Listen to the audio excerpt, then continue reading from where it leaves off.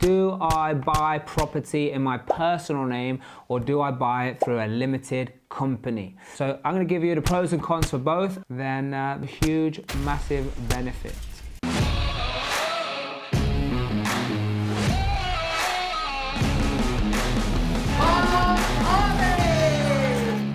Hey, Mark Harvey here, and a question that people are asking me all the time is, do I buy property in my personal name or do I buy it through a limited company? So I'm going to give you the pros and cons for both and what my opinion is on this, but always go out and do your due diligence. Make sure you get advice from whoever it is that you're dealing with for your accounts or filing tax returns or whatever it is that you're going to have to do based on what it is you do.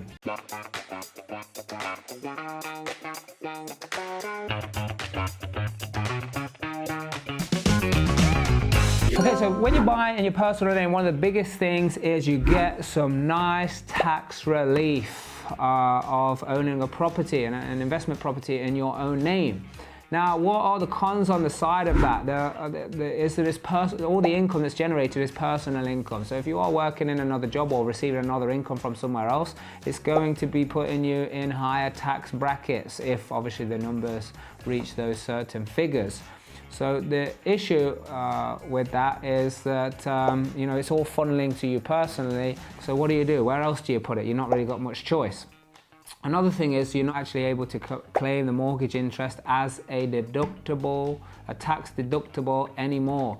So this actually wiped a lot of people out because they were actually paying tax on the gross amount of rent they were receiving, not the rent minus the mortgage that they have to pay for the property, and then pay tax on what the profit is. So you're paying tax on the gross, which is insane, right?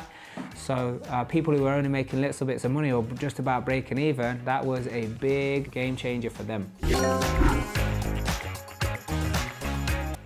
So what about buying through a limited company? People always ask me. I mean, I like to buy lots of properties and do lots of deals through limited companies.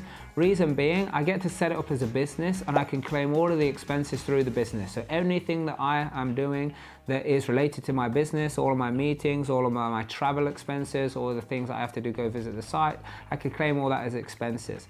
What I can also do is have 100% tax relief on the mortgage interest as well, which is not possible if I own it in my own name. So what that does is allow me to pay lots less tax. Corporation tax can be lowered as well.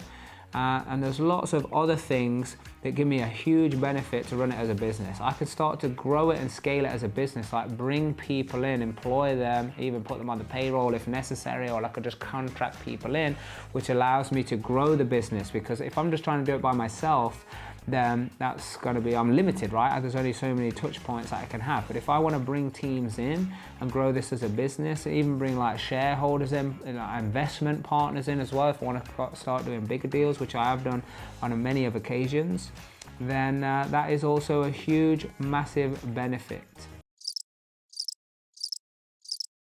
Yeah, I mean, like, I don't know if there's any cons. I can't think of any cons at the moment. Like, I just think of the pure flexibility that I have run it as a business. I love building teams and I love having people being a part of the growth and them generating their own income and generating wealth that way as well. So I really do love the flexibility. Doing it through companies, I get all the tax benefits as well. So all the tax benefits of like being VAT exempt for new builds, so all the costs that are associated with building new houses on plots of land, I get that big benefit there. And then any other tax incentive that the government are handing out, I will be able to take advantage of that as well. This was not advice, this was merely just my point of view on how I and hundreds of other people have built and scaled their business, and some of the ideas that they have around owning, partially in personal and scaling up in business. But if you found this useful, hit the share button, hit the subscribe button so you can get more videos coming your way. But also let me know in the comments, like, what is it that you would like to know about property investing, about any part of the cycle, and we'll make sure that we deliver it and bring it to you right there on the screen. Until then, do the right thing for the right reason, because it's the only way to discover your true potential.